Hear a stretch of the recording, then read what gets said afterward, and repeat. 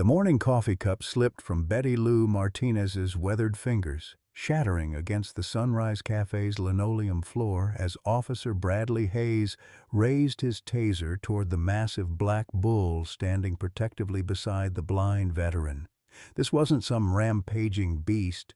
This was Thunder, Marcus Williams' gentle companion who'd walked these same Cedar Ridge streets every morning for 8 years. The crowd of early commuters froze mid-stride, cell phones instinctively rising as the 1,200-pound Brahman bull trembled with restraint, his intelligent brown eyes fixed on the weapon pointed at his heart. Someone's breakfast sandwich hit the pavement. A diesel truck's engine sputtered to silence. 76-year-old Betty Lou remembered when Marcus first brought that orphaned calf to town, how the broken Marine sergeant had bottle-fed him like a baby, whispering Ellen's name through his tears. "Stand down, Hayes!"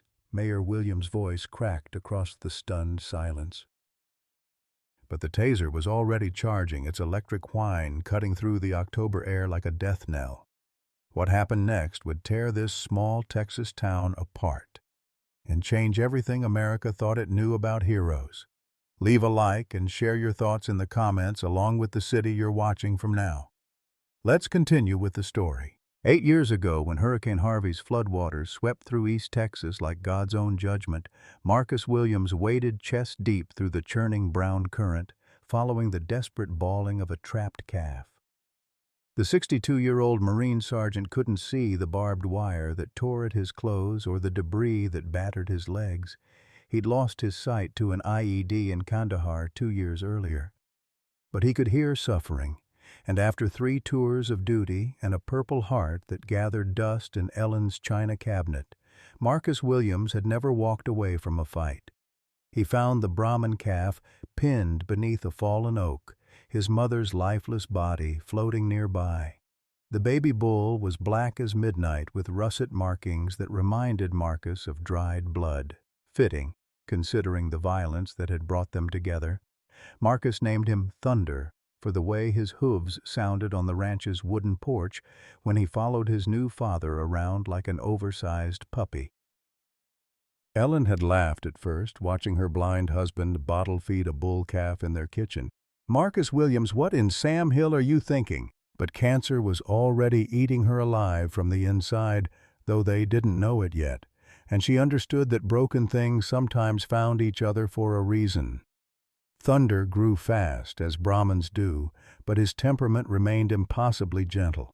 When Marcus stumbled on the uneven ranch ground, Thunder would position his massive shoulder for support. When nightmares from Kandahar sent Marcus screaming awake, Thunder would press his enormous head against the bedroom window until Marcus came outside to find peace in the Texas darkness. After Ellen passed in 2019, clutching Marcus's hand while Thunder kept vigil in the hospital parking lot, the bull became more than a companion. He became Marcus's reason to keep breathing. The ranch was failing. Marcus's disability checks barely covered the mortgage, and his brother James had stopped calling after Ellen's funeral. Some nights Marcus sat in the barn with his service pistol, Ellen's voice echoing in his memory. "Promise me you'll find a reason to keep going." Thunder was that reason. Every morning at 6:30 sharp, the bull would lumber to Marcus's bedroom window and rumble low in his throat, not quite a moo, not quite a growl, but a sound that meant time to face another day. They'd walk the 2 miles to downtown Cedar Ridge, Thunder's hooves keeping steady rhythm on the asphalt while Marcus held his custom leather halter. The bull knew every pothole, every curb, every obstacle on their route. The townspeople of Cedar Ridge had grown accustomed to the sight over the years. The weathered veteran in his pressed khakis and Thunder's massive frame moving through town like something out of a gentler time. Children waved from school bus windows. Betty Lou always saved Marcus a corner table at the Sunrise Cafe. Even the new suburban families who'd moved in when the town incorporated had learned to smile and nod. Until this morning, when Officer Bradley Hayes decided that some traditions needed to die. The October morning had started like every other for the past 8 years. Marcus Williams woke at 0600 hours. Military habits die harder than the men who carry them, to the familiar sound of Thunder's massive hooves shifting on the gravel outside his bedroom window. The Brahman bull's internal clock was more reliable than any alarm, and his gentle rumbling meant the same thing it had meant every day since Ellen's death. "Time to face the world again, old man?" Marcus, dressed in his usual uniform, pressed khakis that Ellen had taught him to iron by feel, a blue button-down shirt that brought out what gray hadn't yet claimed in his hair, and the worn leather boots that had carried him through 3 tours and 1,000 morning walks. Thunder waited patiently by the front gate, his custom leather halter gleaming in the dawn light. The halter was a work of art, hand-tooled by Betty Lou's late husband with emotional support animal stamped in clear letters across the chest strap. Their route never varied, down Ranch Road 1472 to Main Street, past the hardware store where Bill Patterson always waved from behind his coffee cup, past the post office where Mary Ellen Rodriguez sorted mail and hummed hymns, and finally to the Sunrise Cafe where Betty Lou had saved Marcus the corner table every morning for 8 years running. Thunder knew every step, every curb, every pothole. When Marcus's arthritic knee ached from old shrapnel, Thunder would slow his pace without being asked. When the nightmares had been particularly bad, Thunder would press closer, his warm bulk a reminder that Marcus wasn't alone in the darkness anymore. Today felt different, though Marcus couldn't say why. Thunder's ears kept swiveling toward sounds that Marcus couldn't identify, and the bull's muscles carried a tension that spoke of unease. Maybe it was the new patrol car that had been circling the ranch for the past week, or maybe it was just the changing season. Ellen used to say that animals could sense when change was coming, long before humans caught on. They were 3 blocks from the cafe when the sirens started. Officer Bradley Hayes had transferred to Cedar Ridge 6 months ago with a spotless record from Dallas PD and a rigid interpretation of law enforcement that left no room for small-town flexibility. At 34, he'd built his career on following regulations to the letter, and the sight of a 200-pound bull walking through downtown violated every safety protocol he'd ever learned. The fact that the bull's owner was blind only made the situation more dangerous in Hayes's mind. "Dispatch, this is Unit 7. Hayes spoke into his radio, his voice tight with tension. "I have a situation on Main Street. Large livestock animal in the commercial district with a civilian handler." The response crackled back. "Say again, Unit 7? Did you say livestock?" "Affirmative." "Large bull, approximately 1,200 pounds, accompanied by an elderly blind male, requesting immediate backup and animal control." Marcus heard the sirens before Thunder did, but the bull's reaction told him everything he needed to know. Thunder's body went rigid, his head rising to its full height as his nostrils flared. The bull had never liked sudden loud noises, a trait he'd carried since the hurricane. But this was different. This was the alert posture Thunder used when he sensed real danger. "Easy, boy," Marcus murmured, his hand finding the familiar comfort of Thunder's neck. "Just another patrol car. Nothing to worry about." But Thunder's low rumble suggested otherwise. The patrol car pulled up beside them with a sharp squeal of brakes, and Marcus heard the heavy slam of a car door followed by the jingle of equipment that meant business. He turned toward the sound, his face composed in the patient expression he'd learned to wear when dealing with authority figures who didn't understand his situation. "Sir, I need you to stop right there," Officer Hayes called out, his voice carrying the hard edge of urban law enforcement. "You cannot have that animal in the downtown area." Marcus stopped, his hand still resting on Thunder's halter. "Good morning, officer. I'm Marcus Williams, and this is Thunder. We're just heading to breakfast, same as we do every morning. Sir, I don't care what your routine is. City Ordinance 47B clearly states that no livestock animals are permitted in commercial zones. You need to remove that bull immediately." Thunder's ears flattened slightly, and Marcus felt the tremor that ran through the bull's massive frame. 8 years of partnership had taught Marcus to read Thunder's moods like a book, and right now his companion was confused and growing anxious. The bull didn't understand why this stranger was speaking to Marcus in such harsh tones. "Officer, Thunder isn't livestock," Marcus said carefully, keeping his voice level. "He's my emotional support animal. I have documentation." "I don't care what kind of documentation you think you have," Hayes interrupted, stepping closer. "That's a bull, not a dog. Emotional support animals have to be domesticated pets, and bulls are dangerous. You're putting the entire community at risk." Around them, the morning routine of Cedar Ridge had ground to a halt. Betty Lou Martinez pressed her face against the cafe window, her weathered hands already reaching for her phone. Jake Thompson emerged from his hardware store, coffee cup forgotten. Mary Ellen Rodriguez had stopped sorting mail entirely, watching the scene unfold with growing alarm. Thunder felt his handler's rising stress and did what 8 years of instinct told him to do. He stepped slightly forward, positioning his bulk between Marcus and the perceived threat. It was a subtle movement, barely noticeable to human eyes, but to Officer Hayes, it looked like the beginning of an aggressive charge. "Step away from the animal, sir," Hayes barked, his hand moving to his service belt. "I said step away!" That's when Thunder trumpeted, a sound he hadn't made since the night Ellen died, a sound that cut through the morning air like a war cry and changed everything. The taser's electric whine filled the morning air like the sound of death itself charging up. Marcus had heard that sound before, in Kandahar, right before the IED that took his sight.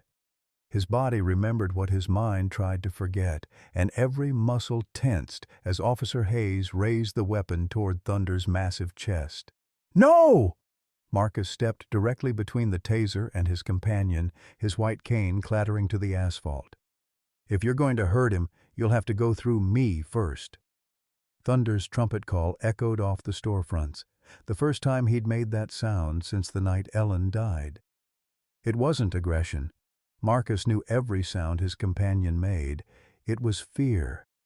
Pure, primal fear for the man who'd saved him from the flood 8 years ago. The crowd that had gathered outside the Sunrise Cafe erupted in shouts of protest. Betty Lou Martinez pushed through the cafe door, her 76-year-old frame moving with surprising speed. "Bradley Hayes, you put that thing down this instant. That's Marcus Williams, and he's got more honor in his little finger than you've got in your whole body." But Hayes was beyond listening. 8 years of rigid law enforcement training had taken over, and all he could see was a dangerous animal and a non-compliant civilian. The fact that the civilian was a decorated Marine veteran didn't matter. The fact that the dangerous animal was trembling with restraint rather than aggression didn't register. All that mattered was control. "Last warning!" Hayes shouted, his finger hovering over the trigger. "Control your animal or I will!" Thunder's massive head swung toward the officer, and for one terrible moment, man and bull locked eyes. In Thunder's dark gaze, Hayes saw not the wild fury he expected, but something far more unsettling: intelligence, confusion, and an almost human sadness. The bull was trying to understand why this stranger wanted to hurt his father. Marcus felt Thunder's confusion through the leather halter, felt the way the bull's breathing had changed from calm to distressed. "He's not aggressive, officer. He's trying to protect me. That's what he's trained to do." "Trained?" Hayes's voice cracked with disbelief. "You can't train a bull like a dog." "Watch me," Marcus said quietly, and turned toward Thunder. "Thunder, sit." The 200-pound Brahman bull lowered his massive hindquarters to the asphalt with surprising grace, his front legs straight, his head still raised in alert attention. The crowd gasped in amazement. Even Hayes hesitated, his taser wavering slightly. "Thunder down," Marcus commanded, and the bull folded his front legs, lying down completely on the street like an enormous, well-behaved dog. His dark eyes never left Marcus's face, waiting for the next command, trusting completely in the man who'd bottle-fed him through those first terrible nights after the hurricane. Betty Lou pulled out her phone and started recording. "Y'all need to see this," she muttered, her fingers flying over the screen. "Bradley Hayes about to tase a blind veteran and his therapy bull." Within seconds, she'd posted the video to the Cedar Ridge Community Facebook page with the caption, "Police attacking blind veteran and his bull on Main Street. This is happening right now." The post began accumulating likes and shares immediately. Jake Thompson shared it to the East Texas Veterans Group.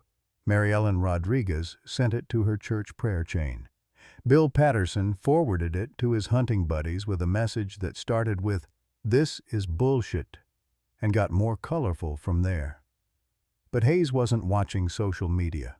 He was watching Thunder's massive form lying docilely on the street and feeling his certainty crack. This wasn't the behavior of a dangerous animal. This was something else entirely. "How?" Hayes asked, almost whispering. 8 years of love," Marcus replied simply. 8 years of trust. He saved my life, Officer Hayes. More than once. After my wife died, I was ready to give up. Thunder wouldn't let me." The admission hung in the air like a prayer. Around them, the crowd had grown to nearly 50 people. Shop owners had emerged from their businesses. Cars had stopped in the street. Everyone had their phones out now, recording, sharing, spreading the word that something was happening on Main Street that would define Cedar Ridge for years to come. Hayes felt the weight of all those eyes, all those cameras. His training said one thing: secure the scene, remove the threat. But his conscience was saying something else entirely. This wasn't what he'd signed up for when he became a police officer. He'd wanted to protect and serve, not terrorize a blind veteran and his companion animal. "Sir," Hayes said, his voice softer now, "I need you to understand that I'm trying to keep everyone safe." "So am I," Marcus replied. "Thunder and I have walked these streets for 8 years without incident. Ask anyone here. Ask Betty Lou, ask Jake, ask Mary Ellen. We're not the threat, officer. We're just trying to get breakfast."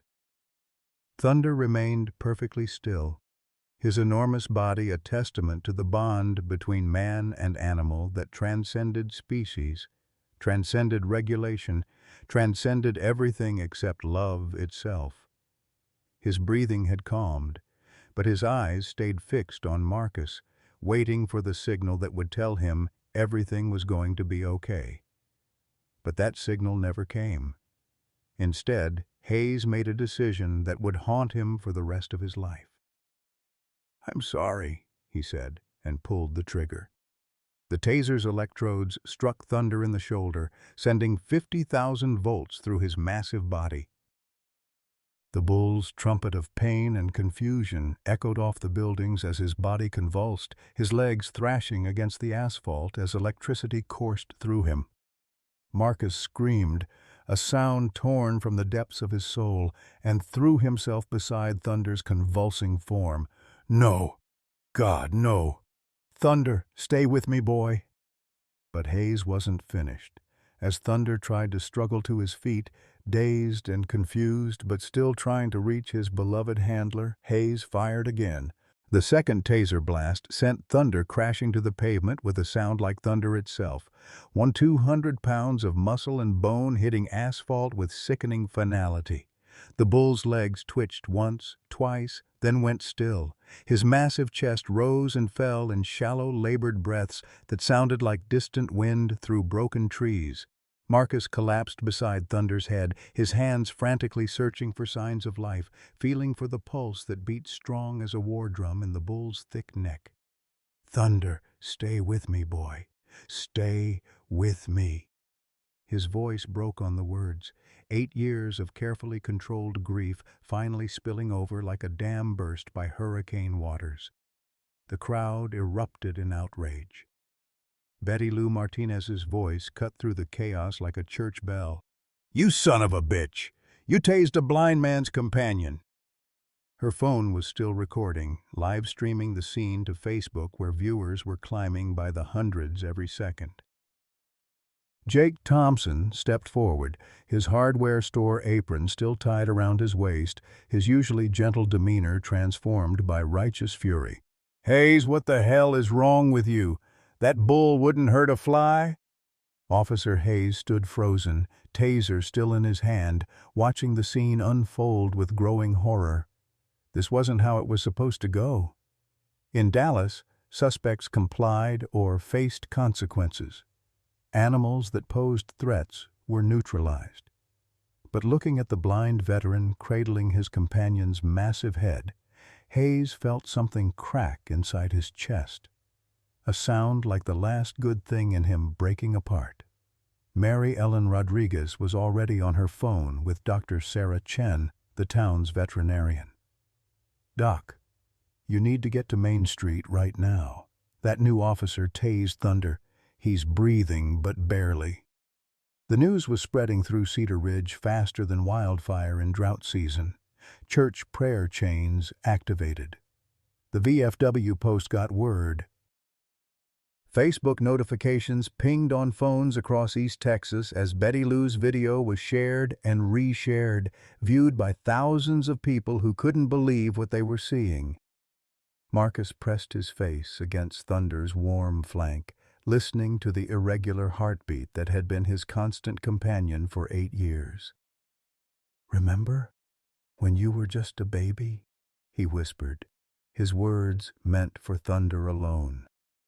"So small I could carry you in my arms. Ellen said you looked like a big black puppy with those eyes of yours." Thunder's breathing was getting shallower.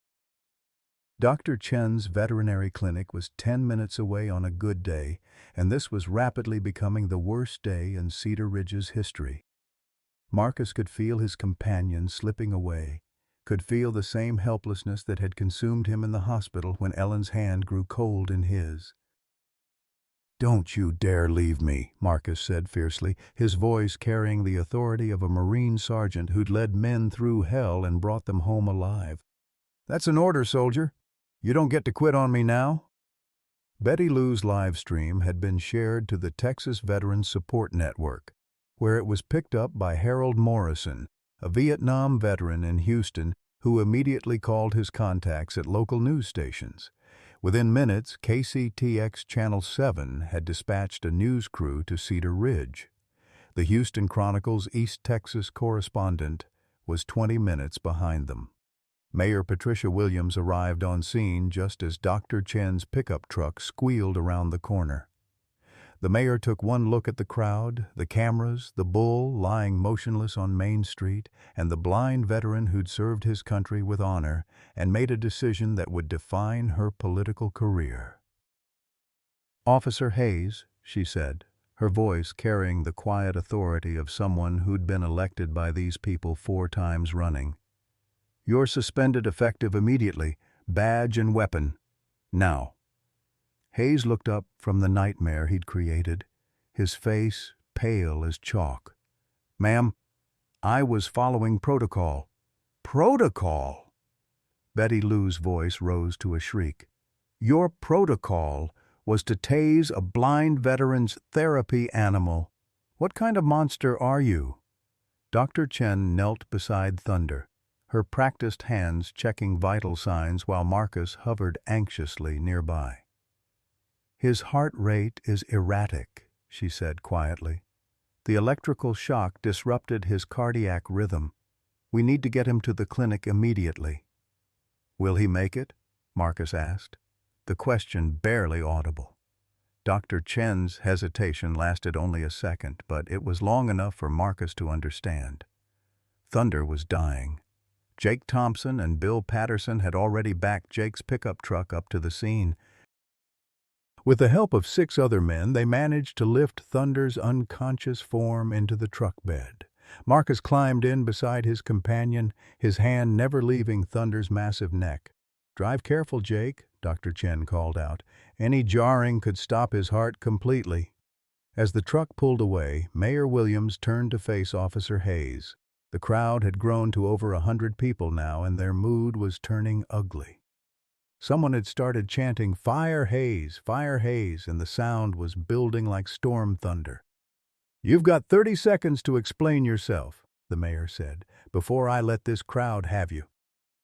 Hayes looked around at the faces surrounding him, people he'd sworn to serve and protect, people who now looked at him like he was something they'd scrape off their boots.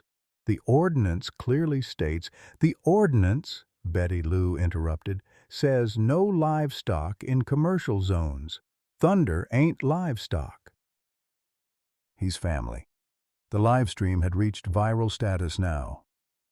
Hashtag Thunder the Bull was trending on Twitter. The video had been viewed over 100,000 times in 30 minutes. Comments poured in from across the country, most of them expressing outrage at the treatment of a veteran and his companion animal. At the veterinary clinic, Dr. Chen worked frantically to stabilize Thunder's heart rhythm while Marcus sat in the corner, his face buried in his hands.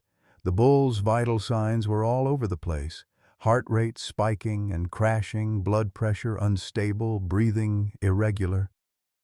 "Talk to him," Dr. Chen suggested. "Animals in trauma respond to familiar voices."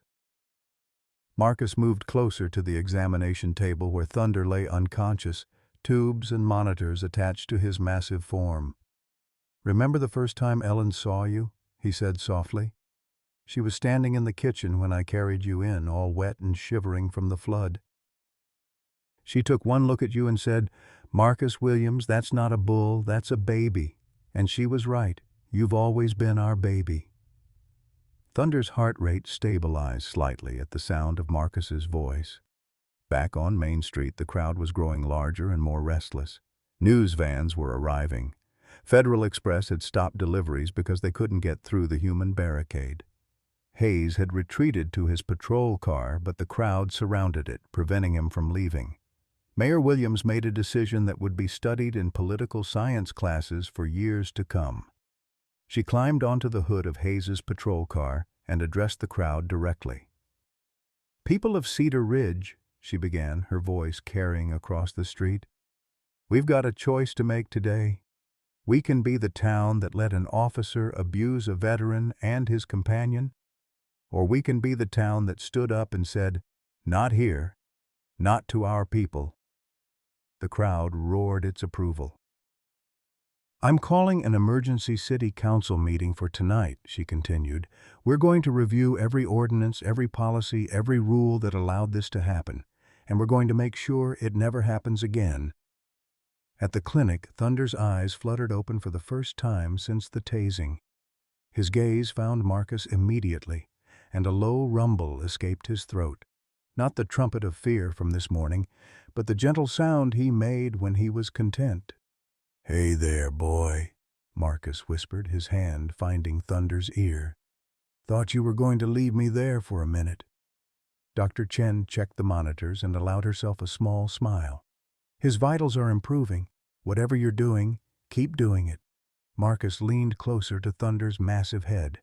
"Ellen's waiting for us at the Rainbow Bridge, but she told me to tell you it's not time yet.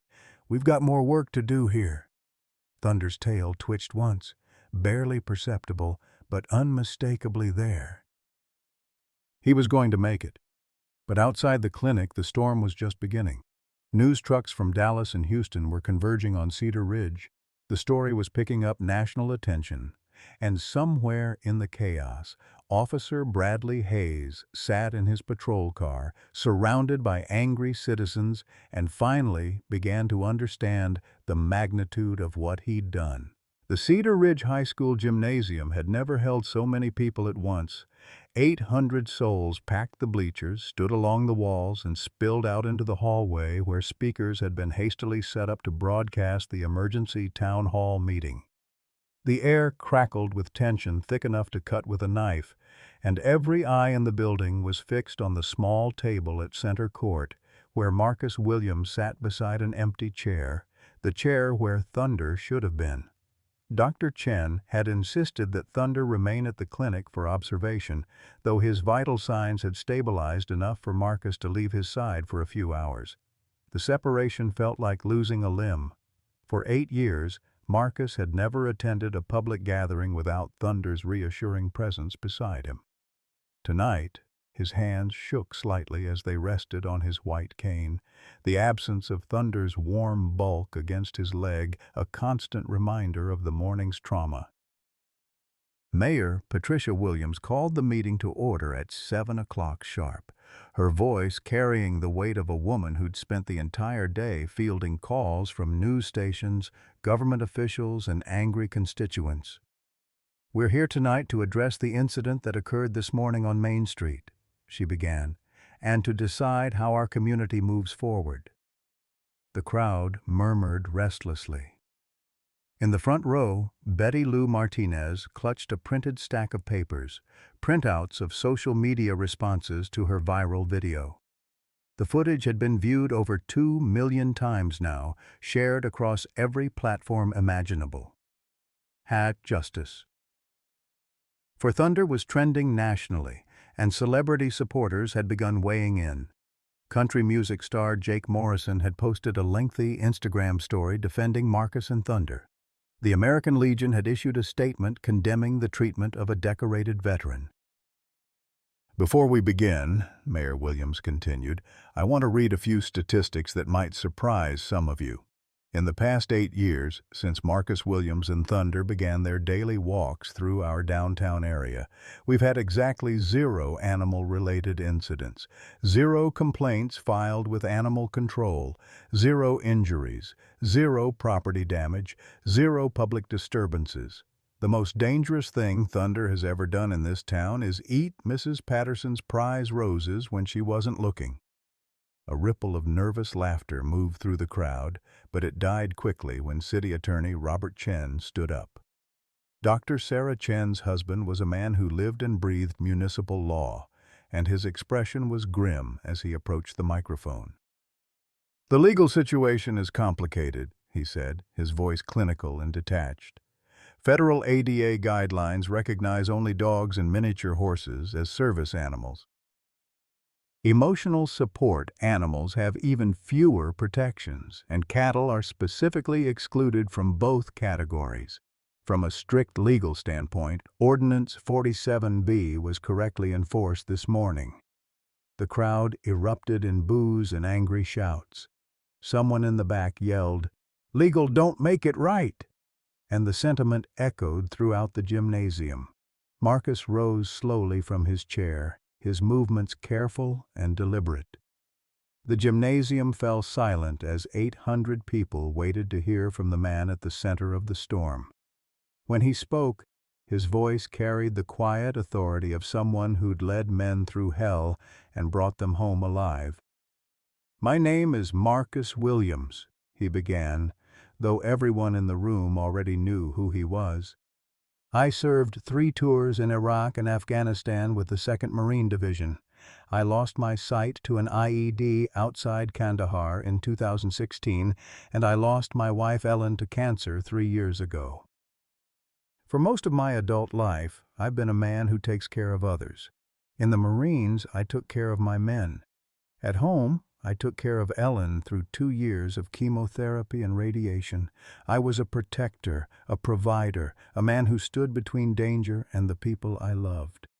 His voice caught slightly, and Betty Lou wiped tears from her eyes. "When I lost my sight, I lost more than my vision," Marcus continued. "I lost my sense of purpose. I lost my ability to protect anyone, including myself. I became the one who needed protecting, who needed care, who needed help with the simplest tasks. It nearly broke me. The gymnasium was so quiet that the hum of the fluorescent lights sounded like jet engines. Thunder gave me back my purpose," Marcus said, his voice growing stronger. "He gave me back my independence, my dignity, my will to keep fighting. When Ellen was dying, she made me promise to find a reason to keep living. Thunder is that reason. He's not just an animal to me. He's my eyes, my compass, my anchor in a world that went dark 8 years ago. Marcus paused, turning his face toward where he knew Officer Hayes was sitting in the front row. Hayes had been required to attend the meeting as part of the investigation into his conduct, and he sat ramrod straight in his chair, his face pale and drawn. "Officer Hayes," Marcus said directly, "I want you to know that I don't hate you. I understand that you were trying to do your job as you saw fit. But I need you to understand something about the bond between a veteran and his companion. Thunder isn't just trained to guide me, he's trained to keep me alive. He can sense my panic attacks 20 minutes before they hit. He knows when my blood sugar is dropping. He positions himself between me and traffic, between me and crowds, between me and anything that might hurt me. When you pointed that taser at him, you weren't just threatening an animal. You were threatening my lifeline." Hayes shifted uncomfortably in his seat, his hands clenched so tightly in his lap that his knuckles had gone white. "But here's what I really want everyone in this room to understand," Marcus continued, his voice rising with passion. "Thunder chose to love me. Nobody forced him to become my companion. Nobody trained him to sleep outside my bedroom window every night, or to wake me up from nightmares, or to press against me when the memories get too bad. He does those things because that's who he is. A soul who loves without condition, who serves without question, who gives everything he has to ask for nothing in return." The crowd was completely silent now, hanging on every word. "The law says Thunder isn't a service animal because he's not a dog or a miniature horse. The law says he's livestock, a commodity, property to be regulated and controlled. But love doesn't follow federal guidelines. Healing doesn't conform to ADA regulations. And the bond between two broken souls who found each other in a hurricane, that's something no ordinance can define or destroy." Marcus sat down heavily, emotionally drained by the speech. Around him, the gymnasium erupted in thunderous applause that went on for several minutes. People were crying openly now, veterans and civilians alike moved by the raw honesty of Marcus's words. Mayor Williams called for order, but her own eyes were wet with tears. "The City Council will now hear public comments," she announced, "followed by a vote on whether to amend Ordinance 47B to include emotional support animals." That's when Officer Bradley Hayes stood up and asked for permission to speak. The gymnasium fell silent again. But this time, the silence carried a different energy, anticipation mixed with hostility. Hayes walked to the microphone on unsteady legs, his career, his reputation, and his conscience all hanging in the balance. "My name is Bradley Hayes," he said, his voice barely above a whisper, "and I'm the man who nearly killed Thunder this morning." Officer Bradley Hayes stood at the microphone like a man facing his own execution, the weight of 800 hostile stares pressing down on him like a physical force. His uniform, usually a source of pride and authority, now felt like a costume he had no right to wear. When he spoke, his voice cracked like a teenager's, raw with emotion he'd spent 34 years learning to suppress. "I need to tell you all something I've never told anyone," he began, his hands trembling as they gripped the podium. "When I was 8 years old, my family visited my uncle's ranch outside Lubbock. I was playing in the pasture when a bull got loose, a mean Angus that had been causing problems all summer. That bull charged me, knocked me down, and gored me in the chest. I spent 6 weeks in the hospital and nearly died twice." The gymnasium remained silent, but the hostility had shifted to something else. A cautious attention, the way people listen when someone confesses their deepest shame. "For 26 years, I've been afraid of cattle, not just nervous, terrified. Panic attacks, cold sweats, the whole 9 yards. I became a police officer partly because I thought I could face down any danger, control any situation. But I never faced this one fear." Hayes's voice broke completely on the last words, and he had to pause to collect himself. "This morning, When I saw thunder walking down Main Street, I didn't see a gentle companion animal. I saw that Angus bull from my childhood, and I lost my mind. I let my fear overrule my training, my compassion, and my basic human decency. I nearly killed an innocent animal and traumatized a man who's already sacrificed more for this country than I ever will. Marcus sat perfectly still, his face unreadable, but his knuckles were white where they gripped his cane.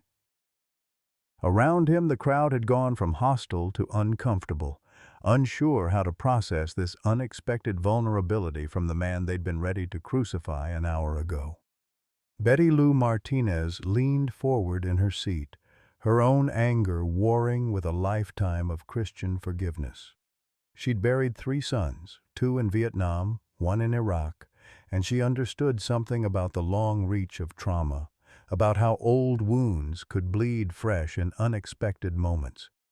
Hayes continued, his voice steadier now, but heavy with self-loathing.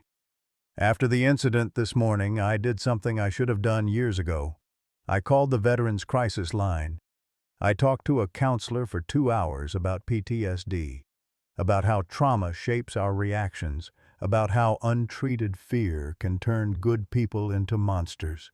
He looked directly at Marcus, though the blind veteran couldn't see him. Mr. Williams, I know you can't forgive me, and I'm not asking you to. What I did was unforgivable. But I want you to know that I'm getting help. I'm starting therapy on Monday, and I'm resigning from the police force effective immediately. The announcement sent a ripple of surprise through the crowd. Mayor Williams looked genuinely shocked. She'd been prepared to fire Hayes, not accept his resignation. I don't deserve to wear this badge after what I did today, Hayes continued, removing his shield and placing it on the podium. But before I go, I want to share something else I learned this afternoon. I spent 4 hours researching Mr. Williams' military service, trying to understand the man I'd wronged. Hayes pulled out a folder, his hands still shaking slightly. Marcus Williams wasn't just any Marine sergeant.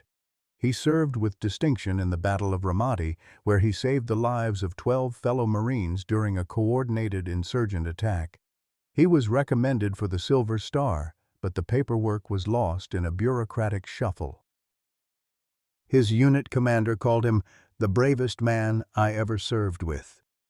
Marcus's face remained impassive, but his breathing had changed, becoming shallow and rapid. The memories Hayes was dredging up weren't comfortable ones. But here's what really got to me, Hayes said, his voice building with emotion. After Mr. Williams lost his sight, after he came home broken and bitter, he spent 2 years volunteering at the VA hospital in Houston, counseling other veterans with traumatic brain injuries. He never talked about his own service, never mentioned his own decorations. He just helped other broken soldiers find reasons to keep living. Betty Lou was crying openly now, and she wasn't alone. The revelation had shifted the entire dynamic in the gymnasium. This wasn't just about a blind veteran and his bull. This was about a hero who'd never asked for recognition, never demanded the respect he'd earned, who'd quietly dedicated his life to service even after service had cost him everything. Hayes's final words came out in a rush, as if he couldn't bear to hold them inside any longer. I tased a man who spent his entire adult life protecting others.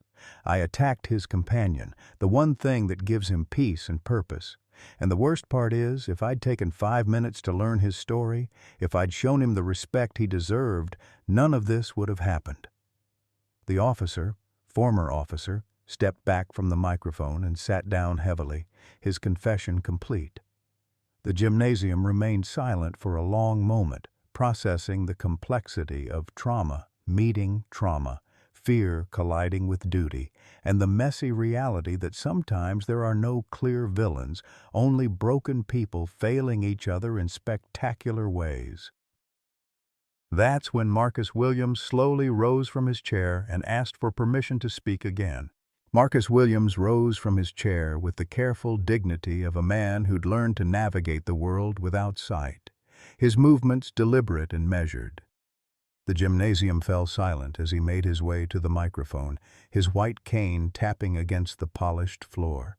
When he reached the podium, he stood quietly for a moment, his head tilted slightly as if listening to something only he could hear. "Officer Hayes," he said finally, his voice carrying clearly through the hushed space. "Would you come up here, please?" Hayes looked stricken, his face pale as cemetery marble. He glanced around the gymnasium as if seeking an escape route, but found only 800 pairs of eyes watching his every move. Slowly, reluctantly, he stood and walked to where Marcus waited at the microphone. "Closer," Marcus said gently. "I can't see you, but I need you to hear this." Hayes stepped forward until he was standing directly beside the podium, close enough that Marcus could have reached out and touched him.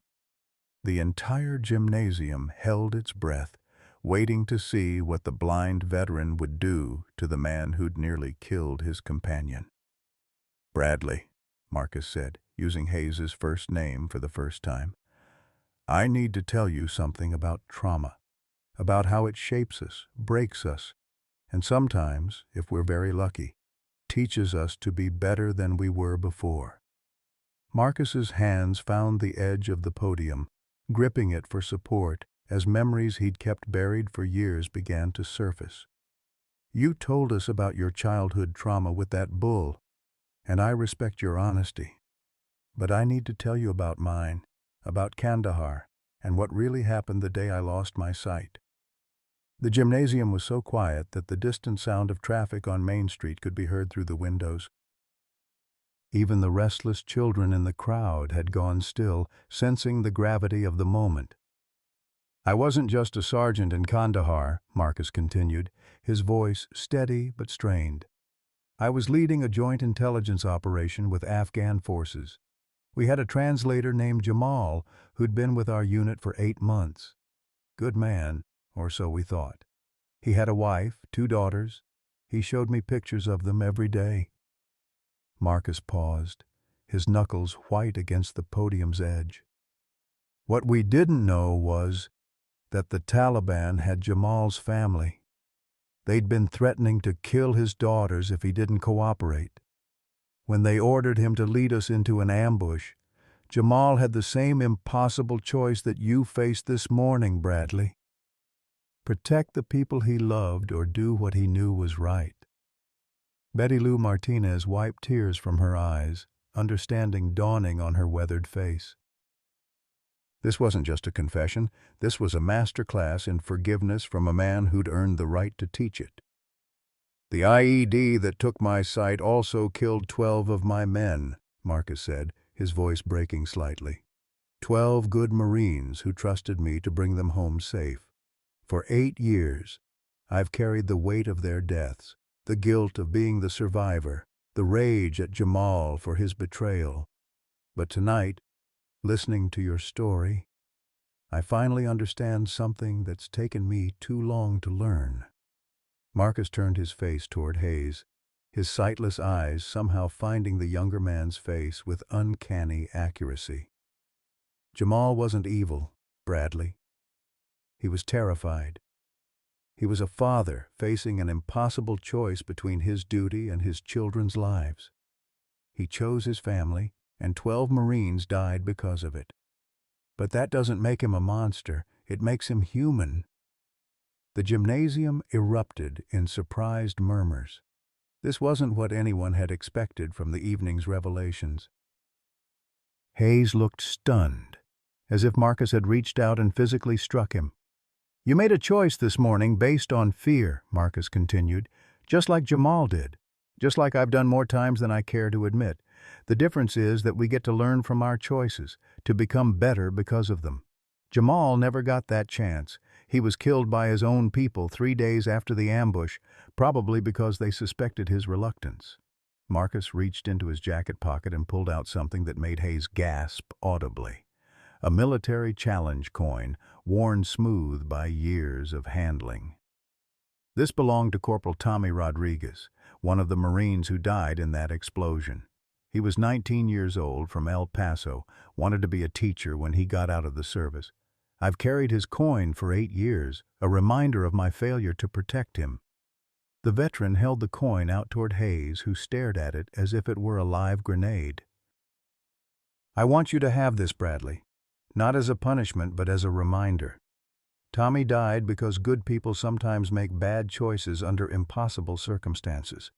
But his death taught me something valuable. That carrying guilt forever doesn't honor the dead. Learning from our mistakes and helping others avoid them does." Hayes's hands shook as he accepted the coin, its weight somehow greater than its physical mass. "Mr. Williams, I don't deserve this." "None of us deserve the grace we're given," Marcus replied. "But we accept it anyway, and we try to pass it on. You said you're starting therapy on Monday. Good. But I want you to consider something else. Thunder is going to need months of rehabilitation to fully recover from today's trauma. Dr. Chen says he'll need someone to work with him every day to help him rebuild his trust in humans." The gymnasium buzzed with confusion. No one could see where Marcus was heading with this revelation. "I'd like you to be that person, Bradley. I'd like you to help heal the bull you injured. It won't be easy. Thunder is going to be afraid of you at first, just like you're afraid of him, but fear conquered by love is stronger than fear conquered by force. And maybe, working together, you can both learn that the past doesn't have to define the future." Hayes looked like he might collapse. The offer was so unexpected, so generous, that it seemed to defy every law of human nature. Around them the crowd stirred restlessly, some approving of Marcus's magnanimity, others outraged by what they saw as misplaced mercy. "Why?" Hayes whispered, the word barely audible even in the silent gymnasium. "After what I did to you, to Thunder, why would you trust me?" Marcus smiled for the first time since the morning's incident, and the expression transformed his entire face. "Because Ellen always said that broken things can be the strongest once they're properly mended. And because Thunder taught me something about unconditional love that I'd forgotten in all my years of carrying anger." The blind veteran extended his hand toward Hayes, palm open, waiting. "The question isn't whether I trust you, Bradley. The question is whether you're ready to trust yourself." Bradley Hayes stared at Marcus's outstretched hand for what felt like an eternity, the challenge coin growing warm in his palm. 800 people watched in absolute silence as two broken men stood at the crossroads of forgiveness and redemption. When Hayes finally reached out and grasped Marcus's hand, the gesture seemed to unlock something in the room, a collective exhale of breath that had been held too long. "I accept," Hayes whispered, his voice thick with emotion. "I'll help Thunder heal, if he'll let me." The handshake lasted only seconds, but its impact rippled through the gymnasium like stones thrown into still water. Betty Lou Martinez was the first to stand, her arthritic joints protesting as she rose from the bleacher, but her applause rang out clear and strong. One by one, the entire crowd followed suit until 800 people were on their feet, clapping not just for Marcus's grace, but for the possibility of redemption itself. Mayor Williams called for the vote on Ordinance 47B, but it was a formality now. The council voted unanimously to amend the law, creating the first municipal ordinance in Texas specifically protecting emotional support animals of all species. The amendment would be known as Thunder's Law, and within 6 months it would be adopted by rural communities across the state. 3 weeks later, the autumn morning was crisp with the promise of winter, as Marcus and Thunder made their way slowly down the gravel path behind Dr. Chen's veterinary clinic. Thunder's recovery had been remarkable. His cardiac rhythm had stabilized, his strength had returned, and his trust in humans was gradually rebuilding. But the real miracle was happening 30 feet behind them, where Bradley Hayes walked with careful, measured steps, following the same path but maintaining what Dr. Chen called respectful distance. The rehabilitation process had been grueling for both man and bull, Thunder's initial reaction to Hayes had been pure terror. The bull's massive frame had trembled uncontrollably at the former officer's approach, his breathing becoming so labored that Dr. Chen had nearly called off the sessions. But Marcus had insisted they continue, sitting between Hayes and Thunder like a translator bridging two different languages of trauma. Fear speaks to fear, Marcus had explained to Hayes during their first session. But love speaks louder. Thunder needs to learn that you're not a threat, and you need to learn that he never was one. The breakthrough had come on the 10th day. Hayes had been sitting quietly in Thunder's paddock, reading aloud from a book about cattle behavior that Dr. Chen had recommended. He'd chosen a passage about maternal bonds in bovines when Thunder had slowly approached, drawn perhaps by the gentle cadence of Hayes's voice or by some mysterious animal intuition that recognized genuine contrition. Thunder had stopped just out of reach and lowered his massive head, those intelligent brown eyes studying Hayes with careful assessment. For 5 minutes, man and bull had regarded each other in perfect silence, each taking the measure of the other's soul. Then Thunder had taken a single step forward and gently nudged Hayes's shoulder with his nose, the same gesture he'd used to comfort Marcus through countless dark nights. Hayes had broken down completely then, 8 years of suppressed trauma pouring out as he pressed his face against Thunder's warm flank and sobbed. Thunder had stood perfectly still, his presence a living demonstration of the forgiveness that Hayes was still learning to accept. Now, 3 weeks later, their daily walks had become a meditation on healing. Marcus led the way with Thunder at his side, their 8-year partnership unmarred by the morning's trauma. Behind them, Hayes followed like a devoted student, learning not just about animal behavior, but about the deeper mysteries of trust, patience, and unconditional love. The path led to a small meadow behind the clinic, where Dr. Chen had set up an obstacle course designed to rebuild Thunder's confidence. Simple challenges, walking over logs, stepping through tires, navigating around barrels, that reminded the bull of his capabilities while teaching Hayes to read the subtle signals of bovine communication. Thunder's breathing just changed, Hayes observed quietly as they approached the first obstacle. His head came up, ears forward. He's alert, but not afraid. Marcus smiled, pleased with his student's progress. Good. What else do you notice? Hayes watched carefully as Thunder approached the fallen log that blocked their path. He's looking back at you for confirmation. He trusts you to tell him it's safe. And what does that teach you about leadership? Marcus asked, guiding Thunder over the obstacle with gentle pressure on the halter. That authority earned through love is stronger than authority imposed through force, Hayes replied. The lesson one he'd learned not just in these meadow sessions, but in the long conversations he and Marcus had shared over the past weeks. Their friendship had surprised everyone, including themselves. What had begun as a rehabilitation exercise had evolved into something deeper. Two veterans of different kinds of warfare finding common ground in their shared understanding of trauma's long reach. Hayes had been attending therapy sessions twice a week, working through not just his childhood fear of cattle, but the deeper issues that had driven him to seek control through force. I spent my whole career trying to be the kind of cop who never showed weakness, Hayes had confided to Marcus during one of their evening talks. I thought strength meant never backing down, never admitting doubt. But watching you with Thunder, I'm learning that real strength sometimes looks like surrender. As autumn deepened into winter, their morning sessions expanded to include other participants.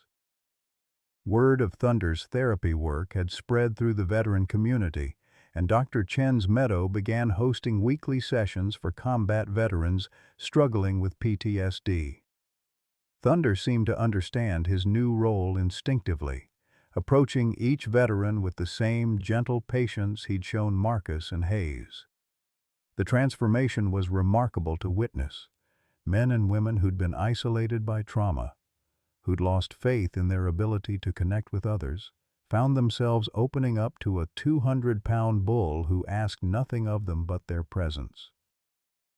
Thunder's size, which should have been intimidating, somehow became comforting, a living reminder that gentleness and strength could coexist. Betty Lou Martinez had become the unofficial chronicler of Thunder's therapy work, documenting the sessions with photos and videos that she shared on the social media accounts she'd reluctantly learned to manage.